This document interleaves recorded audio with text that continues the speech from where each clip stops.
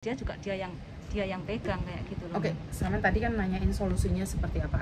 Intinya kalau bukan Samen yang melakukan, kalau bukan Samen yang bersalah, saya rasa lepaskan saja. Solusinya ya nggak ada, memang harus dibayar. Kalau Samen nggak mau bayar, ya udah biarkan. Ya udah, itu dia mau WhatsApp kayak gimana, terserah aja. Allah juga tahu saya. Tapi kan paspormu nggak digadein ke dia kan? Paspor saya sama majikan saya. Makanya kamu masih beruntung. Majikanmu pegang paspormu. Kalau enggak, kamu malah mampus 2-3 kali. Man tahu nggak? Itu Mon tahu nggak? Kenapa? Itu si A itu baik banget sama saya, tapi saya tidak nyangka dia seperti itu. Dia itu dipercaya sama anak-anak ya. Dia nitip gadein paspor ke tempat si Mamila sama saya. Oke, tahu-taunya itu digadein kemana-mana. Apanya? Paspor. Orang baik pasti ada maunya, Mbak. Kalau orang yang tidak pernah marah sama orang lain, kalau orang selalu tulus, itu karena ada maunya. Nah, tapi kalau aku juga nggak nyangka kenapa ya, kayak saya dia minta apa, dia butuh apa, ya udah itu uang ada, pakailah. Kalau memang mamamu sakit kak, pakai aja. Tapi ya nggak tahu ternyata sekarang dia kayak gini, malah sekarang semua fitnah itu dituduhkan ke saya kayak gitu. Sekali lagi, karena saya tidak tahu permasalahan kalian dari awal, saya cuma dengarkan curhatan dari sampean. Menurutku, jangan mudah percaya sama orang, karena orang baik ada tujuan. Kalau orang yang berteman beneran, Mbak, sama melakukan kesalahan di lokno langsung, nggak tebeng aling-aling, kamu selalu dimaafkan. Jadi menurutku adalah tidak ada yang salah dengan pertemanan itu. Tapi kalau orang terlalu baik, hati-hati. Orang yang tiba-tiba ngeceng kamu, orang tiba-tiba ngasih kamu, itu sebenarnya lebih hati-hati gitu loh. Karena tidak ada orang yang tulus, Mbak. Keluarga aja bertengkar, marah dan seperti ini seperti itu. Ya, kalau apa namanya, sebenarnya aku kepengen masalah ini semua beres semua. Tapi si A ini telepon si rentenir ini pakai privat nomor. Harusnya si rentenir itu kan ayo bareng-bareng lah, kumpul bareng, mana yang benar, mana yang salah. Kamu tidak berhak ngatur orang lain. Biarkan mereka mengatur hidup mereka sendiri. Dan yang perlu kamu atur adalah dirimu. Selagi kamu tidak melakukan, sudah lupakan aja. Lupakan aja, lepas saja. Lagian bukan salah kamu. Kalau itu memang bukan salah kamu, tapi kalau kamu terus mencoba untuk mencari siapa yang benar, siapa yang salah, malah berantakan. Intinya sampai tidak melakukan apapun, biarkan saja. Seseorang yang memfitnah kamu hanya butuh waktu, Mbak. Hanya butuh waktu. Itu waktu tidak cuma 1 bulan 2 bulan. Namamu akan tercemar 2-3 bulan, 1 tahun 2 tahun. Bahkan kamu akan dibawa kemana-mana tentang orang pencarian utang atau apapun. Itu hak mereka, karena kamu tidak berhak mengontrol pikiran orang lain. Saya itu sudah berbulan-bulan loh di apa, kayak muka saya dikasih tai sama dia ya. Dia minta tolong pinjemin uang sama dia, ibuku dari rumah sakit, dikasih gambar tolong ibunya dibawa dari rumah sakit. Bukan, aku yang merasa yang bodoh itu sampean. Iya. Memang saya merasa bodoh banget, kenapa saya baik sama dia terus sekarang balasan dia kayak gini. Bukan, orang baik tidak ada masalah. Tidak ada yang salah dengan orang baik. Tapi tidak sebodoh itu. Orang baik tidak perlu bodoh. Nah iya. Yang saya tanyakan adalah sampean bodohnya di situ. Kenapa? Kamu boleh baik, tapi jangan sampai bodoh. 1, kamu punya keluarga, tujuanmu ke sini bukan menyenangkan siapa-siapa. Kamu butuh uang buat keluargamu. Jadi sekali lagi, hari ini kamu nangis pun telat. Sudah terlanjur. Sudah telat semuanya, sudah hancur. Maka dari itu aku selalu bilang, sudah berlalu, biarkan. Gimana solusinya? Lepaskan. Jangan pernah berhenti untuk jadi orang baik. Karena orang sudah membuat kamu seperti ini. Tidak perlu berhenti untuk jadi orang baik menurutku. Tetaplah jadi orang baik, tapi bukan berarti menjadi orang bodoh. Ngerti nggak maksudku? Paham. Kamu tetap jadi orang baik, menolong orang itu tetap. Tidak perlu berhenti gara-gara orang lain menyakitimu. Karena apa? Gak usah khawatir, Mbak. Karma itu tidak akan keliru kok. Kalau sampai menanam kebaikan, dan ingat, siapapun yang menghina kamu jangan dibalas. Enggak, Mem. Dari kemarin itu dia sudah yang mulai dari minta dipinjemin uang di sana, enggak dibayar, sampai aku satu kampung dia mau, insya Allah saya ikhlas. Bukan, dari sekali lagi aku bilang, waktu akan membuktikan. Waktu akan membuktikan. Dan aku tidak tahu kamu curhat hari ini itu benar-benar dari hatimu atau tidak. Tapi intinya, waktu akan menjawab. Dan rekaman ini di YouTube ini suatu saat akan menjadi bukti bahwa kamu tidak bersalah. Ya memang, makanya. Paham nggak maksudku? Saya juga. Suatu saat namamu akan baik sendiri. Aku itu sampai tadi saya nggak pernah sholat ke Wanjai ya. Saya nggak bisa sholat di sini. Saya nggak bisa sholat, nggak bisa ikut majikan saya, nggak mau pakai, nggak bisa pakai hijab katanya.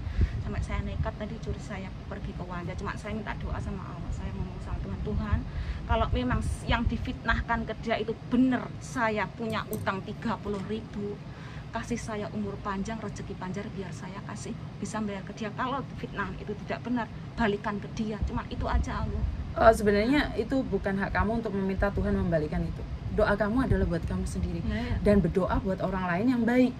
Salah sama doa seperti itu sayang. Doa itu tetap yang baik, siapapun yang menyakiti. Karena ingat, doa itu kembali pada yang punya. Jadi kamu tetap mendoakan dia yang baik. Jangan pernah mendoakan orang lain yang jelek. Benar. Aku sampai itu semua ya, semua rekaman Dengarkan itu. saya ngomong dulu. Berdoalah yang baik. Saat mulutmu berdoa, itu sebenarnya doa itu buat kamu. Nah, iya. Saat kamu mendoakan orang lain bahagia, sebenarnya kamu yang bahagia. Ingat omonganku. Mulai hari ini, lepaskan apa yang sudah. Karena itu bukan hak kamu, sudah berlalu. Yang kedepannya, jangan pernah berhenti jadi orang baik, walaupun hari ini ada orang yang menyakitimu. Ngerti nggak? Kualitasmu hanya kamu yang tahu, Mbak. Orang lain menghina kamu, nggak ada masalah. Hanya kamu yang tahu. Kalau memang kamu melakukan kesalahan, ya udah nggak apa-apa hari ini, nggak apa-apa. Lepaskan. Jadi berarti sampean itu butuh makanan batin. Makanan batin ya sholat itu, ya doa itu. Baca Al-Quran, diperbanyak. Dalam hati bisa kok, Mbak. Sampean di rumah majikan bisa. Dikir juga bisa. Itu semakin curi-curi. Nggak perlu curi-curi. Karena doa itu dalam hati. Bukan kalau aku pengen sholat itu kalau majikan aku keluar pas keluar, bukan seperti itu. Maksud saya adalah doa itu dari mulut kita, dari hati. Jadi hati kita tuh bisa berdoa. Saat cuci baju, nyuci piring, saya sendiri saya selalu berdoa, saya selalu baca parita, saya selalu memberikan doa-doa. Tanyain Cece, pembantu saya tuh tiap hari di rumah saya tuh saya dengarkan ceramah parita, saya dengerin doa-doa. Kenapa? Karena saya juga butuh makanan batin, Mbak. Cuman bukan makanan nasi aja, saya juga butuh makanan batin. Kenapa? Dengan masalah anak-anak yang di luar sana, saya juga butuh loh. Paham nggak maksud? Begitu juga dengan sampean. Sampean dikir kan bisa, doa kan bisa. Nggak bisa sholat, tapi sampean kan bisa doa. bisa. Taruh di hatimu. Dan ingat, kalau kamu doa bukan untuk dirimu yang baik, juga buat orang-orang di luar yang baik. Paham maksudku? Paham. Jadi jangan usah takut. Gak usah takut. Aku nggak tahu. Jangan putus asa. Jangan kecewa. Dulu saya pernah putus asa, sampai kepingin rasanya saya loncat. Tahu nggak, pokoknya tahun ini tahun kehancuran saya. Semua orang yang saya tolong menghancurkan saya. Sampai saya kepingin loncat dari tingkat 34. Saking nggak tertahannya. Coba nggak ada mertua saya yang baik, keluarga yang baik ngasih uang saya, ngirimin uang saya, nggak mungkin saya sampai saat ini. Bener.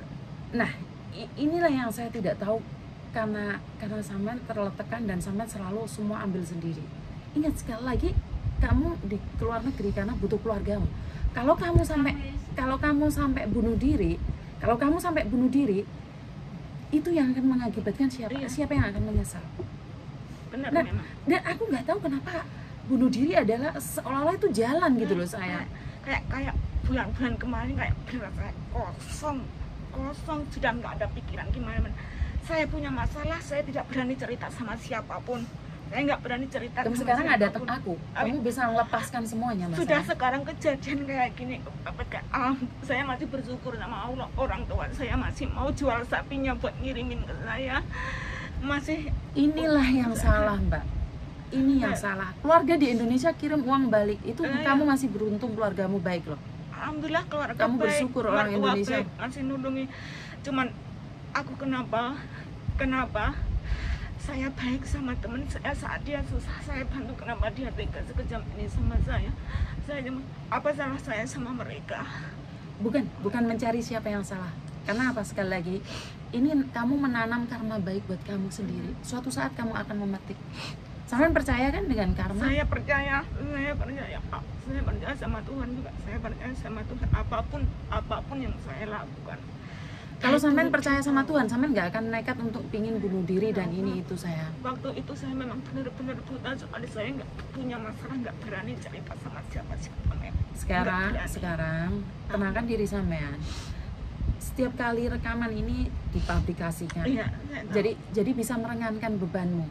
Jadi kamu suatu saat dengar lagi suara ini bahwa banyak anak-anak di luar sana lebih parah dari sampean. Saya pengen tahu anak-anak teman-teman saya yang di Hong Kong. Jangan percaya sama teman sebaik apapun teman saya. Contohnya teman saya sebaik kayak gitu, kayak saudara tak tolongin, dia punya utang tak tolongin, akhirnya menjerumusin saya dan akhirnya hutang-hutang semua saya yang bayar. Teman saya yang baik juga satu orang lagi tak tolongin. Tak percaya dia, uangnya ini, ternyata sekarang sudah dia kabur. Dia menfitnah saya yang saya bawa uang rentenir 30.000, padahal tidak ada satu anak pun yang balikin uang itu.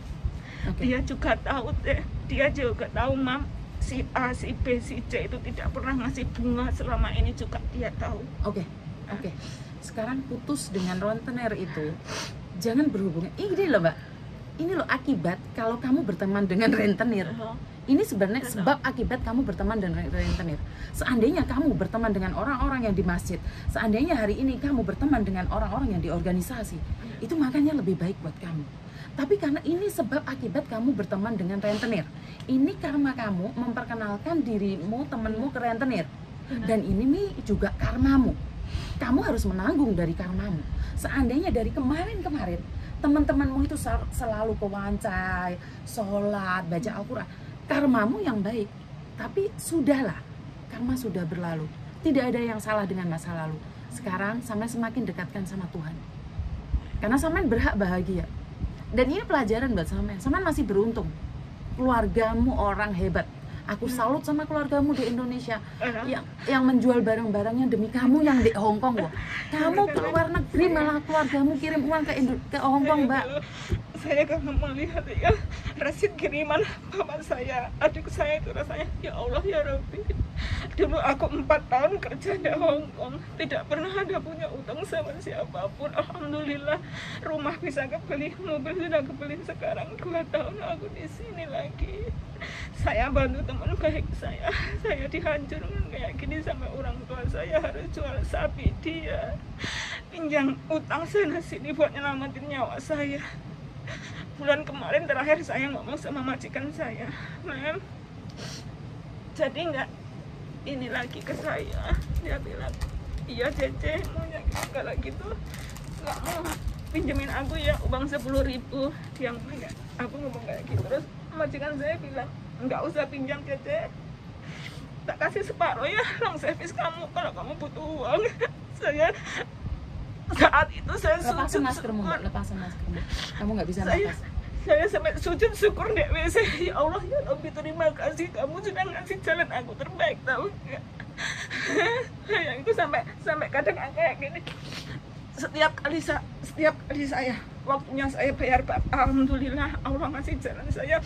Orang tua saya ngasih uang, gajian saya buat bayar yang ini, satunya lagi buat yang itu. Saya cuma kelihatan sama menanam yang bagus, sama tetap dapat yang bagus kan. Tidak akan keliru karma sama. Sekarang aku difitnah sama dia, katanya saya ambil itu uang sama si dia, uang 30.000, anak-anak sudah balik sama dia, padahal 1 sen pun anak-anak tidak ada yang sekarang balikin sudah selesai. Intinya masih ada orang baik sama sampean. Intinya masih banyak orang sayang sama sampean. Bisa nggak sekarang putus hubungan dengan rentenir? Ya, bagaimana ya? Bukan, hanya kamu yang bisa memutuskan hubunganmu dengan rentenir. Bisa. Sekarang ke depannya liburan datang ke Wancai, berdoa ke masjid, sisakan waktumu ke sana. Dan kamu punya uang 100-200, taruh di kota amal, tanam di situ. Itu karmamu. Kamu suatu saat akan ngambil itu. Uang 100 yang kamu taruh di kota amal itu akan balik ke kamu, Mbak, nggak keliru. Cuma di sini teman curhat saya waktu kemarin tuh mertua saya bilang, udah Ndok, biarkan saja dia mau ngomong apapun, kamu mau difitnah apapun, Allah tahu. Kalau kamu nggak makan ya sudah, nggak usah didengerin. Nggak apa-apa, kan aku bilang lepaskan. Bilang sama Tuhan, ini memang salah saya karena saya berteman dengan rentenir dan saya akan menebusnya sendiri dengan cara sendiri. Sekali lagi, Sampean tahu, sampean bisa kewance sembahyang di sana. Itu hebat. Sampean punya jalan hebat. Jadi sampean tetap bersyukur karena Tuhan masih sayang sama sampean. Alhamdulillah tadi sebelum aku kesini, semalam aku mau sholat dulu ke Banjai. Nanti ke tempatnya Mem Yuni, aku bilangin aku pengen curhat semuanya. Seandainya tidak ada manusia yang mendengarkan curhatan saya, setidaknya Allah masih mau mendengarkan curhatan saya. Kayak gitu. Hailah. Udah, duduk di sini. Ada cerita anak yang lebih parah dari sampean. Ngomong, jadi aku tidak mau sampai larut dalam kesedihan. Masih banyak anak lagi yang lebih parah. Sampean masih beruntung. Keluargamu hebat, majikanmu hebat. Ingat, orang hidup ada godaannya, wajar. Jadi tidak ada yang salah dengan sampean. Tapi aku cuma pesan sama sampean, hari-hari ini, mulai hari ini, sisakan sedikit rezekimu ke kota amal. Biarkan kota amal yang punya catatan sendiri ke kamu. Karena itu tugas kamu. Amin. Saya sudah lama itu semenjak si A itu kabur, sudah enggak ini lagi sama yang rentenir itu. Bagus. Alhamdulillah bayaran bank, utang sana utang sini, alhamdulillah ada jalannya. Adik saya sudah ngomong, Mbak, dia bilang, utang kamu berapa? Ngomong kayak gitu, nanti tak bantu dari sini. Nanti kalau sampean udah beres utangnya sampean, ditata lagi hidupnya sampean gimana? Keluarga saya Keluargamu gitu. hebat. Kamu masih beruntung, keluargamu hebat. Salut sama keluargamu, salam buat keluargamu. Padahal dari awal, kenapa saya tidak mau cerita semua sama keluarga saya itu? Saya ada satu kesalahan yang pernah saya buat sama keluarga saya. Saya kepingin nggak kepingin nyusahin orang tua saya. Bisa nggak di sini kamu minta maaf pada keluargamu? Bisa. Sekarang kamu ngomong sama keluarga. Untuk keluarga saya, emak bapak saya yang di Banyuwangi, adik saya yang di Banyuwangi, saya minta maaf. Selama ini saya tidak pernah mendengarkan omongan mereka. Saya egois. Saya ingin membuktikan kalau diri saya kuat, kalau saya bisa. Tapi sebenarnya saya tidak bisa tanpa keluarga. Benar, Mem? Sebenarnya cobaan saya tahun ini cobaan terberat buat hidup saya. Gak apa-apa. Sekarang buat keluarga yang ada di Indonesia, saya cuma menyampaikan terima kasih karena sampai hari ini Anda masih mendukung saudara Anda yang ada di Hong Kong saat ini. Anda adalah keluarga hebat yang sampai saat ini mau memperjuangkan saudara Anda yang ada di Hong Kong sini dalam keadaan terpuruk apapun. Terima kasih buat orang Indonesia yang khususnya yang berada di Banyuwangi. Anda adalah keluarga hebat, Anda adalah keluarga yang mau mendukung keluarga sendiri yang ada di Hong Kong. Banyak yang saya dengar bahwa keluarga di Indonesia itu selalu menjatuhkan dan butuh uang saja. Ini pertama kali saya dengar keluarga dari Indonesia kirim uang balik ke Hong Kong. Jadi saya terima kasih sekali buat keluarga yang ada di Banyuwangi. Dan saya cuma bisa berharap dan berdoa sedikit lega, Mbak. Alhamdulillah. Lega ya. Jadi saya bersyukur dan ada pasti aja jalan keluarnya karena kamu menanam karma baik. Aku lihat sedikit demi sedikit sebenarnya kamu menuai karma baik juga. Jadi yang dibohongin sudah, biarkan, lepaskan. Untuk di sini juga mertua saya selalu bantu saya. Sampai dia malu pinjam utang sana sini, malu pinjam utang sana sini. Doa aku sampai kayak gimana. Habis gimana, Bu? Kalau mertuamu di Hong Kong? Ada, mertua saya ada juga di sini. Juga buat mertua mbaknya yang ada di Hong Kong sini, terima kasih sudah mendukung dia. Terima kasih juga karena kita sama-sama tidak tahu apa yang terjadi. Mbak punya prinsip satu, lebih baik dibohongin daripada kamu yang jadi pembohong.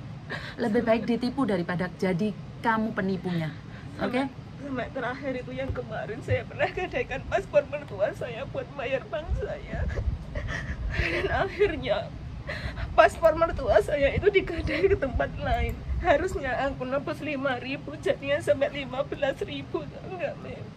Wah. Itu gara-gara si A ini. Oke, sudah. Jangan terlalu larut dalam kesedihan. Kamu sekarang fokus ke depan. Setelah video ini terupload, kamu dengar sendiri suara hati kamu. Suatu saat kamu buktikan sama si A, inilah aku masih berdiri tegar sampai hari ini. Tapi kalau kamu nekat bunuh diri, hari itu juga kamu selesai. Insya Allah saya nggak sampai segitunya. Oke, jadi pegang ya, kasihan mertuamu, kasihan bapak ibumu, kasihan suamimu, yang mereka tetap sayang sama kamu. Ngerti? Tak tutup dulu ya, biar nggak kepanjangan ya. Saya nggak tahu ngomong apa. Berapa kali sih saya ngomong tentang rentenir utang bank, rentenir utang bank. Saya cuma minta sama mbak-mbaknya di luar sana, ayolah rek, podo-podo apa ya, berteman ya berteman lah. Kalau kalian gayanya glamor, ini loh contohnya satu-satu kayak gini. Buat apa sih uang? Kalau kalian butuh uang untuk bangun, di Indonesia itu bisa bangun. Tapi kalau kalian butuh uang untuk glamor, itu yang tidak mampu. Karena glamor, gaya, tidak ada yang bisa menyaingin. Banyak orang kaya tapi biasa aja, tapi orang yang pura-pura kaya gayanya selangit. Itu aja pesan dari saya. Terima kasih buat keluarga yang selalu mendukung mbaknya ini agar tetap bisa kuat sampai menjalani selesai utangnya. Dan buat ibu mertua, terima kasih juga, Anda orang hebat yang mau mendukung menantumu. Selamat ibu, saya bangga bisa melihat Anda suatu saat. Kalau saya bisa ketemu dengan Anda, saya ingin acungin 2 jempol di depan Anda, karena tidak semua mertua itu sayang sama menantunya, tapi sampean salah satu wanita hebat yang bisa memberikan dukungan pada menantunya. Terima kasih dan wassalam.